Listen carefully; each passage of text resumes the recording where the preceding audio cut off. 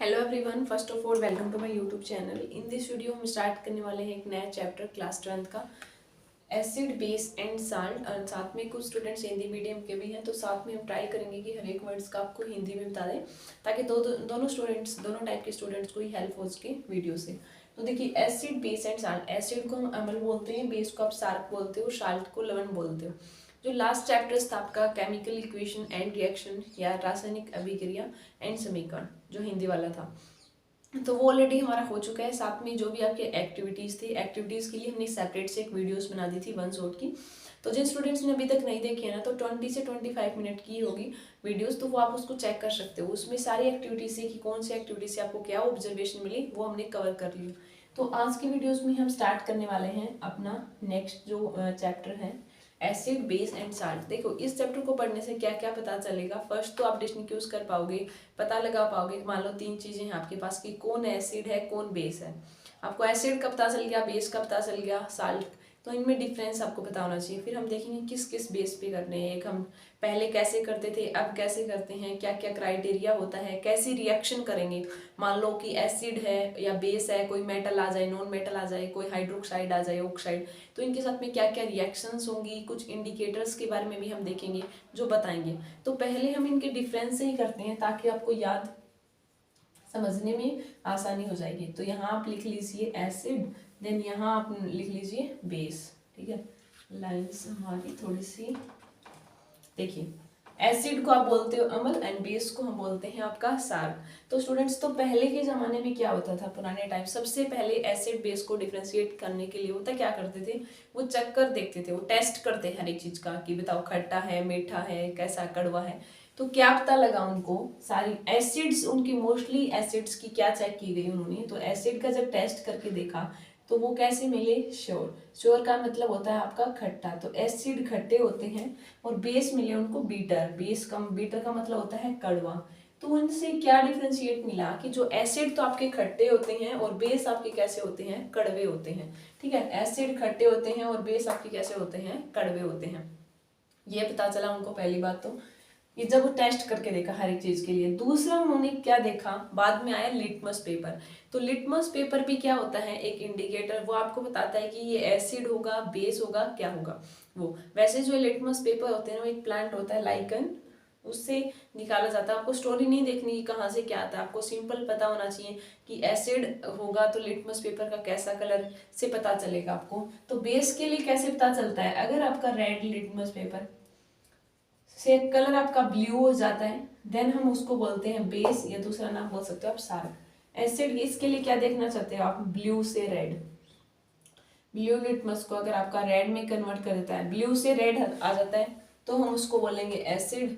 और बेस का बोलेंगे जब रेड लिटमस से आपका ब्लू में, तो उसको हमने बोल देंगे बेस। ये था आपका लिटमस पेपर के बेस पर आपको डिफ्रेंशिएट करना कि कौन एसिड है कौन बेस है। ठीक है, सेकंड पॉइंट। फिर थर्ड पॉइंट स्टूडेंट्स कैसे चेक किया गया उनके एसिड बेस के हिसाब से, एक होता है पीएच पेपर, वो हम आगे ही पढ़ेंगे इसमें, पीएच के बेस पे। पीएच में क्या होता है कि एक ऐसा स्केल्स बनाया गया जैसे 0 से लेकर 14 तक का, बीच में 7।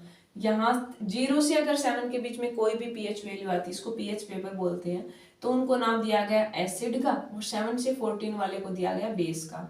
ठीक है, पीएच की वैल्यू मान लो किसी की पीएच की वैल्यू 2 दे रखी है, 3 दे रखी है, 4 दे रखी है, 3.5 है, ऐसे 7 से बिलो है, तो उन वाले को आप क्या बोलोगे, एसिड। और बेस कौन से को बोलोगे, 7 से और 14 के बीच वालों को, 7 आ जाए, 8 आ जाए, 9, 10, इसी उनको हम क्या बोल देंगे, बेस बोल देंगे। ठीक है, जैसे 7 आ जाता है एग्जैक्ट, तो हम बोल देते हैं कि वो न्यूट्रल पॉइंट है।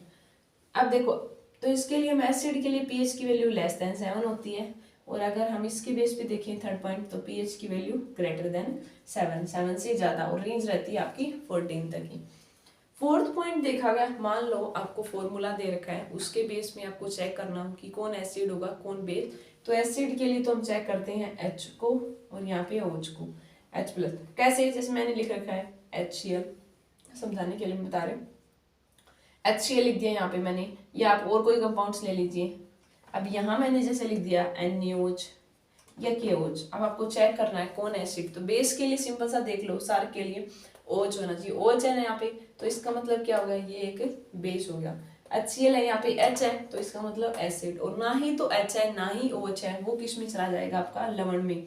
फॉर एग्जाम्पल NaCl है, KCl है, K2SO4, तो ये क्या हो जाएंगे, ना ही तो इनमें एसिड है ना ही बेस है, तो वो किस में चले जाते हैं आपके साल्ट में या लवण में। तो ये तो मेनली 4 डिफरेंस थे। उसके बाद फिफ्थ आता है इंडिकेटर के बेस पे। इंडिकेटर होते हैं सूचक जो बता देते हैं, हम डिस्कस करेंगे, देखेंगे आपके बोर्ड के एग्जाम्स में कौन से इंडिकेटर पढ़ने। एक होता है जैसे मिथाइल ऑरेंज है, फिनोफ्थलीन है। इंडिकेटर क्या करते हैं, मान लो हम कलर चेक करेंगे, फॉर एग्जांपल यही कोई इंडिकेटर था, ये आपके सॉल्यूशंस थे, आप उसमें डाला तो आपका अगर एसिड होगा तो उसका कलर चेंज हो जाएगा, अगर आपका बेस है तो उसका कलर।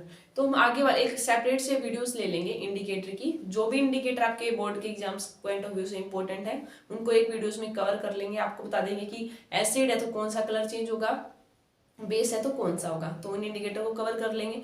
जो नेक्स्ट जो इसमें ये आपका कर लिया इंडिकेटर के बेस पे, वो बता देंगे। जैसे फॉर एग्जांपल आपके हल्दी होती है, हल्दी एक नेचुरल इंडिकेटर की तरह काम करती है। लिटमस पेपर भी तो इंडिकेट ही करता है, तो वो भी एक नेचुरल इंडिकेटर है।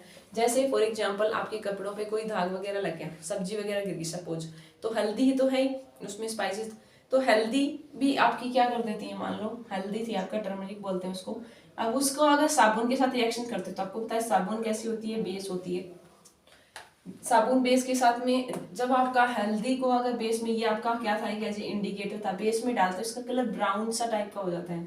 आप देख लेना रेड ब्राउन होता है कैसा, हम इसको बता देंगे अलग से कि कैसा कलर होता है।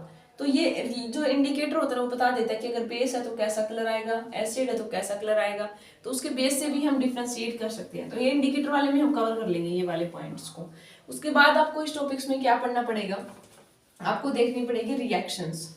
ठीक है, रिएक्शंस, रिएक्शंस किसकी, एसिड की, ठीक है, मेटल के साथ में। मान लो मेटल की रिएक्शन करनी है आपको एसिड के साथ में, यहाँ पे भी आपको मान लो मेटल की रिएक्शन करनी है बेस के साथ में, तो यहाँ कंपाउंड बन जाता है आपका salt plus hydrogen gas. Same things, यहाँ पे भी हाइड्रोजन गैस बाहर निकलेगी, साथ में हम बोल देते हैं उसको कॉम्प्लेक्स गैस है। मान लो कि एल्यूमिनियम ले लिया मैंने मेटल, एसिड ले लिया HCl, तो AlCl3, ये हो गया आपका साल्ट, और H2 गैस बाहर निकल गई। इसलिए हम बोलते हैं ना कि एल्यूमिनियम के बर्तन में आपको जैसे लेमन पीकल नहीं रखना चाहिए, फॉर क्योंकि नींबू में क्या होता है, एसिड होता है, सिट्रिक एसिड। एल्यूमिनियम एक मेटल है, धातु है, तो वो रिएक्शन करके एक साल्ट बना लेगी, एक लवण बना लेगी, साथ में कौन सी गैस बाहर निकलती है, हाइड्रोजन। ये वाली हाइड्रोजन गैस आपके अचार को क्या कर देगी, खराब कर देगी, स्पॉइल कर देगी, तो इसीलिए हम ये नहीं रखते। तो सिंपल सा आपको बताना चाहिए कि मेटल जब एसिड के साथ रिएक्ट करता है तो एक साल्ट प्लस हाइड्रोजन गैस बाहर निकलते हैं। ठीक है, बेस में क्या होता है, मान लो कि कोई भी मेटल मान सकते हो वहां पे, जैसे मान लिया कि मैंने जिंक है, बेस मान लिया NaOH। जब ये रिएक्शन, सेम थिंग्स, हाइड्रोजन को तो आप बाहर निकाल दो, यहाँ क्या होता है आपका, ये ऑक्सीजन, Na और जिंक, ये तीनों कंबाइन हो जाएंगे, तो यहाँ पे आपका बन जाता है Na2ZnO2, या ऐसे बोलते हैं सोडियम जिंकेट बोल सकते हो आप इसको। ठीक है, ZnNa2O, Na2ZnO2, ऐसे सोडियम जिंकेट बोलेंगे इसको। साथ में कौन सी गैस बाहर निकलेगी, हाइड्रोजन। पूरा नाम नहीं पता तो आप सीधा कॉम्प्लेक्स भी बोल सकते हो कि मेटल की रिएक्शन बेस के साथ में जब रिएक्शंस होती हैं इसकी, आपकी कोई भी मेटल जब बेस के साथ में रिएक्शन करेगा तो एक कॉम्प्लेक्स बनेगा प्लस हाइड्रोजन गैसें बाहर जाएगी, तो आप ये भी बोल सकते हो, इसमें भी कोई प्रॉब्लम नहीं होगी आपकी। ठीक है, ये तो थी आपकी सिंपल मेटल के साथ में दोनों की रिएक्शंस। उसके बाद हमें करनी है कार्बोनेट के साथ में, ऑक्साइड के साथ में, तो जो भी केमिकल रिएक्शंस है उनके लिए हम नेक्स्ट वीडियोस में अलग से ले लेंगे, ताकि केमिकल का एक में वीडियोस में सारा कवर हो जाएगा। केमिकल जो भी रिएक्शंस आपको करनी है, एक वीडियो इंडिकेटर की रहेगी, और जो भी इंपॉर्टेंट टॉपिक्स हैं इसके वो हम कवर कर लेंगे।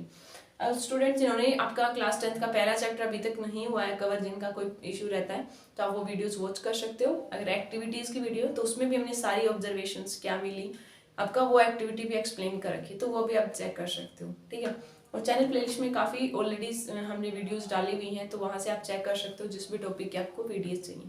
Thank you students and happy learning.